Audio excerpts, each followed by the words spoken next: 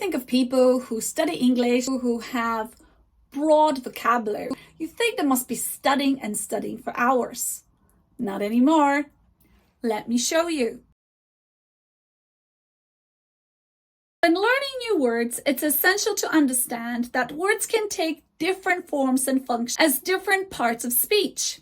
This knowledge allows you to unlock a wide range of vocabulary related to a particular word. When you come across a new word, you can use an online or a traditional English dictionary to discover all the words connected with that word. To illustrate this, I will take the verb employ. The verb employ typically means to hire or to give someone a job. For example, the company employs over 1,000 workers. Or, we are expanding the company and planning to employ more people. However, by exploring the words related to the word employ, we can expand our vocabulary significantly. Let me show you. Now, what is a noun form of the word employ that refers to the act of being employed or having a job? That's right, is employment. For example, Steve's looking for full-time employment. Or, nationwide employment now stands at 95%. Let's keep going. What is the word that describes the number of people in a particular country or area who cannot get a job? It's unemployment. For example, closure of the factory means 80 workers are facing unemployment. Let's go further. There is another word related to the employ, and it relates to a person who is hired to work for a company or an organization. Another word is a worker. That's right, is an employee.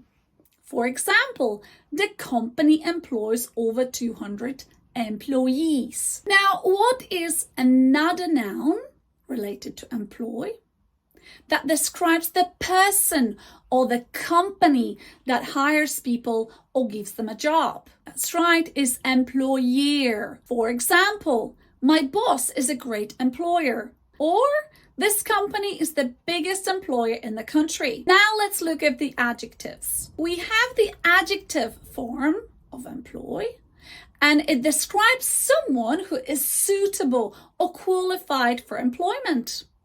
That's right, is employable. Example, the training scheme aims to make people more employable. Now, what's the opposite of that word that describes not having the skills or qualities needed to get a job? That's right, is unemployable. Let's keep looking at the adjectives. There's a word that describes someone who has a job or is currently working. That's right, is the employed. Now, when you are employed, you can be employed part-time or full-time. Now, when you work for yourself and run your own business, you are self-employed. For example, my husband is self-employed and runs his own business.